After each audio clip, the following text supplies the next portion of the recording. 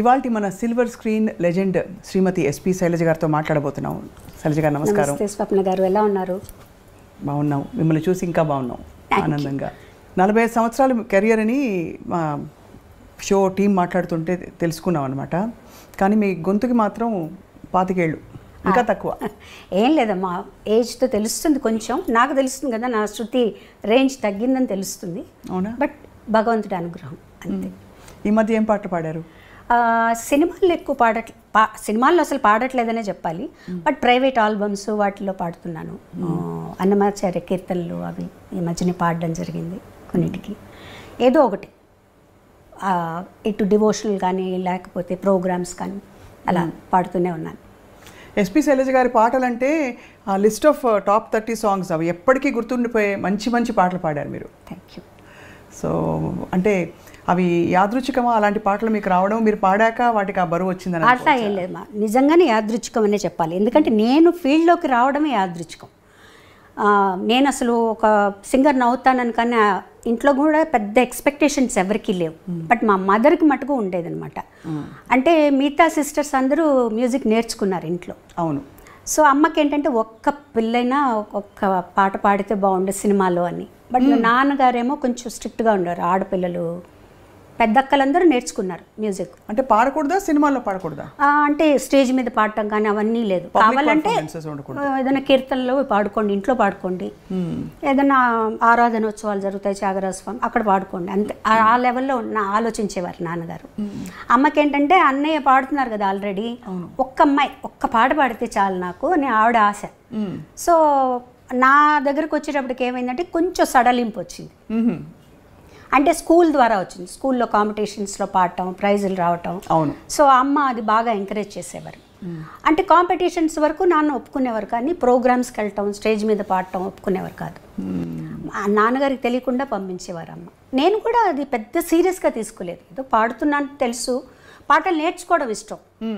పెద్ద మనకి వెసులుబాటు కూడా ఉండేది కాదు. అంటే టేప్ రికార్డర్స్ అలా కాకుండా నేను రేడియోలో వినడం, అక్కయ్య దాన్ని నాకు చెప్పడం, రాసుకోవటం, అట్లా నేర్చుకున్నాను నేను. ఎలాంటి పాటలు అప్పుడు నేర్చుకునేవి? అప్పుడు ఎక్కువగా సుశీల్ గారి పాటలే.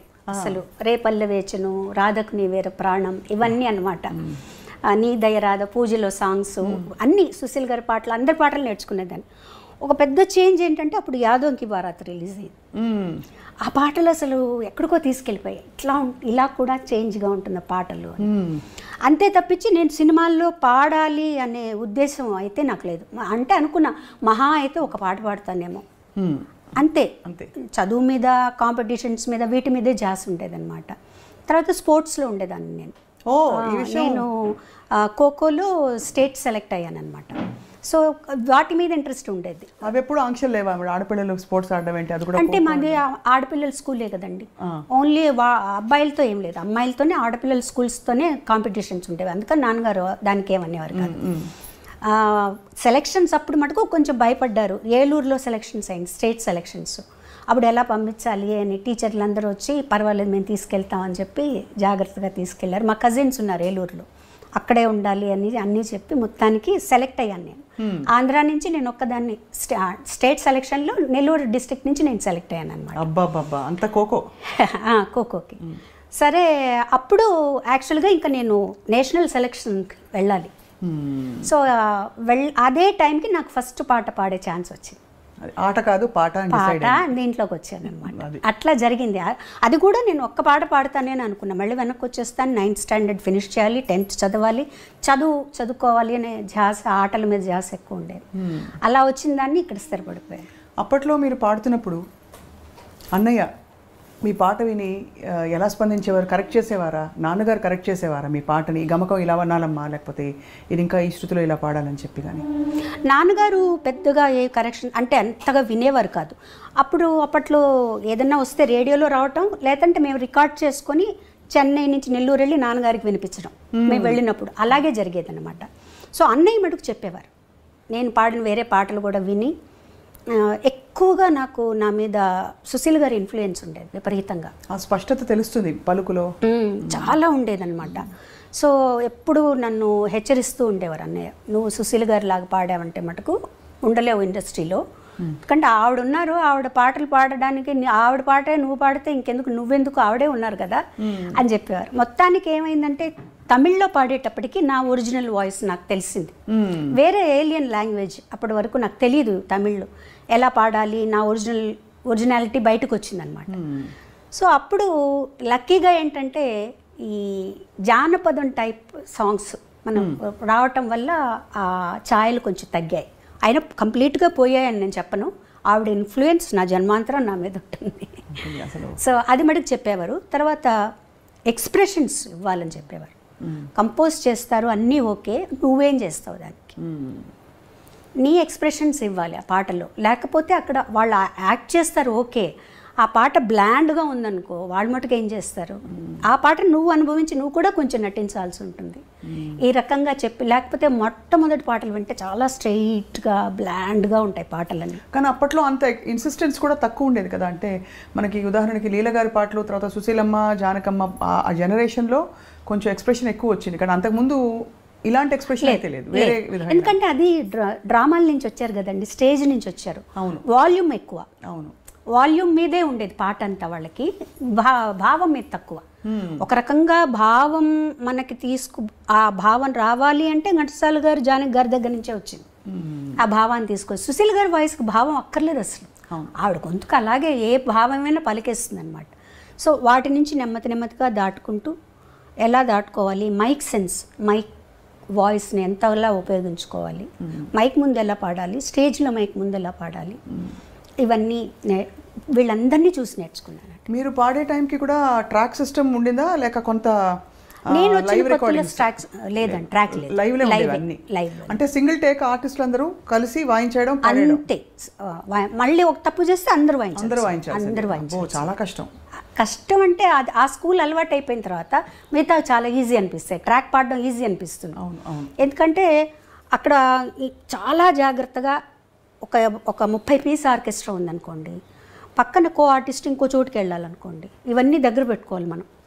సో ఆ స్ట్రెస్ కూడా ఉంటుంది, అమ్మో నేను తప్పు చేస్తే అంత ఆగిపోతుంది, అన్నీ మొదటి నుంచి మొదలు పెట్టాలి అని చెప్పి చాలా జాగ్రత్తగా. బట్ మీరు బాగా గమనిస్తే వాటికి ఉండే ఏమంటారు ఆ క్లారిటీ, ఆ పాటల్లో ఉండే క్లారిటీ మీకు ట్రాక్ సిస్టమ్స్ అవన్నీ వచ్చేసాక అంత క్లారిటీ లేదు చూడండి. అవును, అది డెఫినెట్గా ఉంటుంది. తర్వాత పోటీ ఉంటుంది, పాడాలి, ఇంకా ఇంప్రూవ్ చేయాలి, పక్క వాళ్ళు ఏం పాడుతున్నారు, వాళ్ళు ఎలాంటి ఎక్స్ప్రెషన్స్ ఇస్తున్నారు, మనం ఎలాంటివి ఇవ్వాలి అనే పోటీ. మీరు వసంత గారు కలిసి పాడారు కదా అప్పుడు పాట, ఫస్ట్ సాంగ్ అదే, ఫస్ట్ సాంగ్ మీరు కలిసి. యాక్చువల్లీ మీరు హైదరాబాద్ వస్తే మళ్ళీ మిమ్మల్ని తిరిగి కాంపిటీషన్కి వచ్చాను హైదరాబాద్కి, all India some singers competition.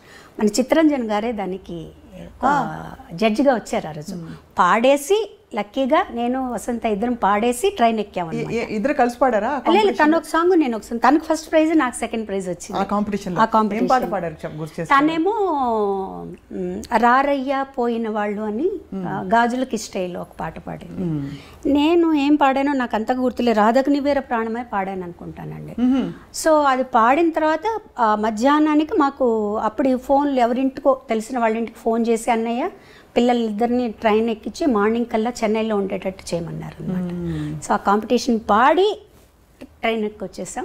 అది 1977 1977 13th ఫిబ్రవరి 14th ఫిబ్రవరి పాడామని. అబ్బా, గూస్ బంప్స్ వస్తున్నాయి మీరు చెప్తుంటే, అంటే అంతకాలం క్రితం. సో అప్పుడు లలిత సంగీతం బాగా ప్రాచుర్యంలో ఉంది. అవునండి. విడిగా నేర్చుకోవడం అలా ఉండిందండి? అంటే లలిత సంగీతం అవన్నీ ఏదైనా మంచి పాటలు ఉన్నాయి. ఇప్పుడు కచేరీలు చేసేటప్పుడు అప్పుడు లలిత సంగీతం కూడా పాడేవాళ్ళు, సినిమా పాటలతో పాటు లలిత సంగీతాలు పాడేవాళ్ళం, అందరూ పాడేవాళ్ళు, కో సింగర్స్ అందరూ. సో ఆ లెక్కగా నేర్చుకున్నాను అనమాట కొన్ని పాటలు. ఒక్క పాట గుర్తు చేసుకోగలుగుతారా? ఒక పల్లవి లలిత సంగీతమా? మీ ఇష్టమైన పాట. లలిత సంగీతం ముఖ్యంగా ఎందుకంటే అది మనకి తరచుగా వినిపించదు. ఇది యాక్చువల్గా నేను పాడే లలిత సంగీతం ఏంటంటే చాలా ప్రాచుర్యం పొందింది, కానీ ఎవరు రాశారు, ఎవరు కంపోజ్ చేశారని తెలియదు. మా సిస్టర్ రాసింది, తనే కంపోజ్ చేసింది అనమాట. ఇది అప్పుడు డీడీలో వచ్చింది, నేను అన్నయ్య గారు పాడేటప్పుడు అన్నమాట. నిన్ను పిలిచాను వెదకి అలిశాను, అయినా కానరాకున్నావు నీవు, నిన్ను పిలిచాను వెదకి అలిశాను, అయినా కానరాకున్నావు నీవు. మురళిని మ్రోగించు జాలిని చూపించు, మురళిని మ్రోగించు జాలిని చూపించు, లాలించి పాలించి కరుణ చూపించు, నన్ను లాలించి పాలించి కరుణ చూపించు. నిన్ను పిలిచాను వెదకి అలిశాను, అయినా కానరాకున్నావు నీవు. మీరే గుర్తుపెట్టుకున్నారు చక్కగా. ఎంత చక్కటి పాట, ఎలా మర్చిపోతామండి ఈ పాట.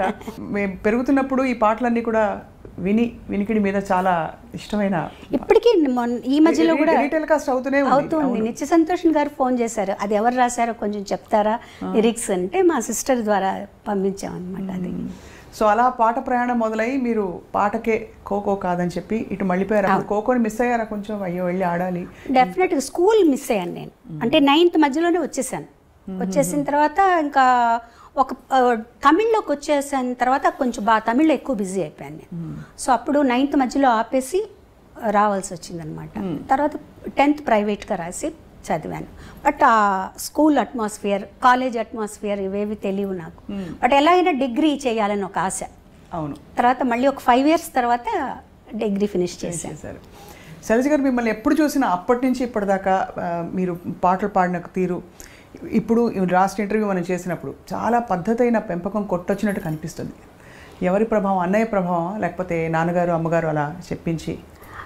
ఎక్కువ చెప్పాలంటే అమ్మగారు, ముగ్గురిది ప్రభావం ఉందండి. ముందు అమ్మగారు ఎంత మనకి స్వాతంత్రం ఇస్తారో అంత స్ట్రిక్ట్గా ఉండేవారు.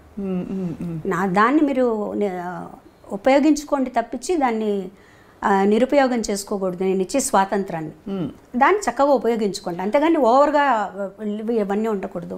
పద్ధతిగా అలా ఉండాలి. ఉదాహరణకి అంటే కట్టుబొట్టు అలాగా, కట్టుబొట్టు అలాగే. అంటే ఎంత అమ్మ అంటే, మేము స్కూల్కి వచ్చాక 2 జడలు వేసుకోవడం, స్కూల్లో తప్పనిసరి కాబట్టి వేసుకునేవాళ్ళం. మా అక్కయ్యలు 2 జడలు కూడా వేసుకోకూడదు, 1 జడ వేసుకోవాలి. 2 జడలు కంటే 1 జడ ఇంకా పద్ధతి అలా ఉండేవన్నమాట. మా దగ్గరకు వచ్చినప్పుడు స్కూల్కి కంపల్సరీగా ఇలా కట్టుకొని వెళ్ళాలి, 2 జడలు కట్టుకుని వెళ్ళాలి. సో అది అలవాటు అయిపోయింది, అలా ఉండేది. తర్వాత సినిమాలు కూడా మా అమ్మగారు, నాన్నగారు, మా నాన్నగారు అస్సలు సినిమాలు చూడరు. మా అమ్మగారు బయటికి రారు. ఎప్పుడన్నా ఏదన్నా సినిమా బాగుంది అంటే చూసి ఎవరన్నా వచ్చి చెప్తే ఈ సినిమా చూడొచ్చు అంటే మమ్మల్ని పంపించేవాళ్ళు. సినిమాలు చూడడం కూడా. తర్వాత కొంచెం మా జనరేషన్ వచ్చేటప్పటికి మేము కొంచెం స్వాతంత్రం వచ్చిందనమాట. మా అక్కయ్య వాళ్ళనైతే అసలు కొన్ని సినిమాలకి వెళ్ళకూడదు, ఏంటంటే అందులో వర్షంలో తడుస్తారట హీరో హీరోయిన్. సో అలా ఉండేది. బట్ చదువులో కానీ, ఆటల్లో కానీ, కాంపిటీషన్స్, పాటల్లో కానీ వీటన్నిటిలో ఎంకరేజ్ చేసేవారు. అన్ని కాంపిటీషన్స్కి పంపించేవారు. డ్రాయింగ్ కాంపిటీషన్ దగ్గర నుంచి తర్వాత జనరల్ నాలెడ్జ్ అన్నిటికీ పంపించేవారు అనమాట అమ్మ. ఆ విషయంలో మటుకు ఇది. తర్వాత ఏదైనా స్టేజ్ మీద నేను పాడుతాను అంటే మటుకు వద్దనేవారు కాదు. వెళ్ళు పాడు, ఆ స్టేజ్ ఫియర్ పోతుంది నీకు, ఎవరో ఒకరిని తోడిచ్చి పంపించి నాతో పాడించేవారు అనమాట. అది కూడా నాన్నగారికి అంత ఇష్టం ఉండేది కాదు. మరి ఎలా మేనేజ్ చేసి? అమ్మ మేనేజ్ చేసి తెలియకుండా పంపించేసారు. స్కూల్కి వెళ్ళిందనో ఎక్కడికో వెళ్ళిందనో అని చెప్పి పంపించేసేవారు అనమాట. వన్స్ అన్నయ్య సినిమాల్లోకి వచ్చిన తర్వాత కొంచెం బాలు సినిమాలో పాడుతున్నారు, వాళ్ళ కుటుంబం ఇట్లా అయిన తర్వాత అప్పుడు నాన్నగారు కూడా కొంచెం పర్వాలేదు, అబ్బాయి అక్కడ ఉన్నాడు కాబట్టి అన్నయ్యతోటే కచేరీలకి వెళ్ళేదాన్ని, 1-2 కచేరీలకి హాలిడేస్లో. తను ఉన్నాడు కాబట్టి పర్వాలేదు అని చెప్పి పంపించారనమాట. మొదటి పాట పాడుతా ఉంటే సరే వెళ్ళరండి. అప్పుడు కూడా అందులో చిన్నపిల్లలం కాబట్టి ఆయన పెద్ద మాకు ఏం అడ్డంకి చెప్పలేదు. నాన్నగారికి చెప్పే తీసుకెళ్లారనమాట సాంగ్కి. ఎందుకు అడిగాను ప్రత్యేకంగా అంటే, సాహిత్యాల విషయంలో కూడా కొంచెం ట్రెడిషనల్గా ఉండే ఇళ్లలో ఈ సాహిత్యం పాడద్దు, పాడించద్దు అని కూడా కొన్ని ఆంక్షలను చెప్పను, కానీ కొన్ని నియమాలు ఉంటాయి. సో ఆ నియమాలు అంటే ఉదాహరణకి రొమాంటిక్ డ్యూయట్స్ ఒక దశకంలో అయితే బాగా సాహిత్యాలు కొద్దిగా శృతి మించి కూడా మనం ఉన్నాయి, ఎప్పుడూ ఉన్నాయండి. అంటే మరీ ఇప్పుడు సపోజ్ నేను అన్నయ్య పాడుతున్నాను అనుకో, అసలు నేను అన్నయ్య డ్యూయట్ పాడేటప్పుడే నేను బుక్ ఇలా అడ్డం పెట్టుకుని పాడేదాన్ని. నాకు మొహమాటంగా ఉండేది చాలా. తర్వాత తను చెప్పేవాడు ఇలా అయితే ఎలా పాడగలుగుతాం, అప్పటికి ఇంకా అంత పెద్దగా ట్రాక్ సిస్టమ్ లేదు కదా, అలా ఉంటే పాడొచ్చు, ఇద్దరం కలిసి పాడాల్సి వచ్చినప్పుడు నువ్వు అలా ఉండకూడదు, పాటగా తీసుకో అని. లక్కీగా ఏంటంటే మా ఇద్దరికి అలాంటి సాంగ్స్ రాలేదు. అవును, ఇద్దరికి అంత భయంకరమైన సాహిత్యం ఉన్నవి లేవు. ఒకవేళ 1-2 వచ్చినా కూడా తను ఏం చెప్పాడంటే మేము ఇద్దరం పాడడం ఇది, మీరు వేరే వాళ్ళ చేత పాడించేసాయి అని చెప్పేసావండి. అబ్బా, అసలు మీ ఇద్దరం తను పాడదు, మీరు వేరే ఇంకెవరి చేతన్నా పాడించుకోండి అని చెప్పేసేవారనమాట. ఆ ఇబ్బంది ఎప్పుడు నాకు అంతగా రాలేదండి. సపోజ్ ఇంకొంచెం ఏదైనా నాకు నా నాలెడ్జ్కి తెలిసి ఏదన్నా కొంచెం బాగాలేదు ఇక్కడ అంటే నేను కొంచెం ధైర్యంగానే చెప్పేదాన్ని, ఇది బాగాలేదండి నాకు ఇబ్బందిగా ఉంది అని.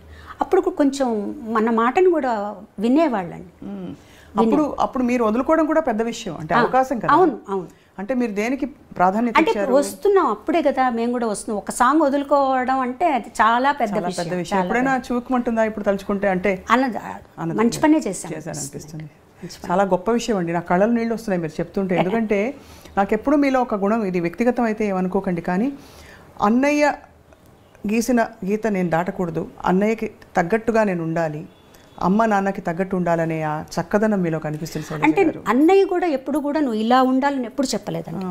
తన్ని చూసే మనకు అర్థమైపోతుంది. తన ఒక్క చూపుతో ఇది నచ్చింది నచ్చలేదు అని తను మనం గమనించి చెప్పేసేయచ్చు.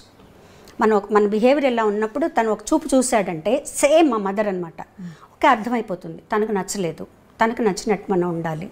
అంటే చాలామంది అంటారు, అంటే మీ ఇండివిజువాలిటీని వదులుకోవడం కదండి అది. బాలుగారు చెప్పినట్టే మీరు ఉండాలి, ఆయన పద్ధతిలోనే మీరు ఉండాలి అంటే నేనేం నష్టపోలేదు కదండి, నేనేమి నష్టపోలేదు. నేను ఫీల్ అయితే నాకు స్వాతంత్రం లేదు, నేను ఇలా ఉండాలి అలా ఉండాలనుకుంటున్నాను అలా వెళ్ళాలనుకుంటున్నానంటే అప్పుడు నేను బాధపడచ్చు. నాకేమాత్రం లేదు, ఓకే నేను, ఎందుకంటే తను ఎంత కష్టపడుతున్నాడో, తను ఎంత పద్ధతిగా ఉన్నాడో, అందరితో ఎలా మెలుగుతున్నాడో అవన్నీ తన్ని ఇక్కడికి వచ్చాక, చెన్నై వచ్చాక నాకు అర్థమైంది. పెద్ద ఫ్యామిలీ మాది, ఆ ఫ్యామిలీని అంతా తనే పోషిస్తున్నారు. అలాంటప్పుడు తను ఎంత పద్ధతిగా ఉండాలి, ఎంత వర్క్ చేయాలి, డే అండ్ నైట్ వర్క్ చేసేవాడు. తను పిల్లలతో స్పెండ్ చేయలేదని అదని ఇదన్నీ అన్నా కూడా ఇంత ఫ్యామిలీ గడవాలి అంటే తను పిల్లలతో స్పెండ్ చేస్తే అవ్వదు. నేను ఆ ఫీల్డ్లోకి వచ్చిన తర్వాత ఇవన్నీ నాకు అర్థమయ్యాయి మోర్ దెన్, ఎందుకంటే మిగతా వాళ్ళందరికంటే కూడా నేను తనతో ఎక్కువ స్పెండ్ చేశాను. సో నాకు అప్పుడు అర్థమైంది తను నలుగురితో ఎలా ఉంటారు, ఏమన్నా ఏ ప్రాబ్లమ్స్ ఉన్నా అవి ఇంటి దగ్గర. వన్స్ స్టూడియోకి వచ్చేసాక అసలు కంప్లీట్గా బాలసుబ్రహ్మణ్యం ఆ పాటకు చేంజ్ అయిపోతాడు అంతే. సో ఇవన్నీ కూడా ప్రొఫెషనల్గా మనం ఇలా ఉండాలి, ఈ పద్ధతిలో ఉండాలి. మనలో అనవసరంగా ఒక మాట మనం మాట్లాడకూడదు, మన గురించి ఇంకొకళ్ళు మాట్లాడకూడదు అంతే. ఆ పద్ధతి అట్లా అలవాటైపోయింది తనతో ఉండి. మాటే మంత్రము పాట పాడినప్పుడు మీరు చాలా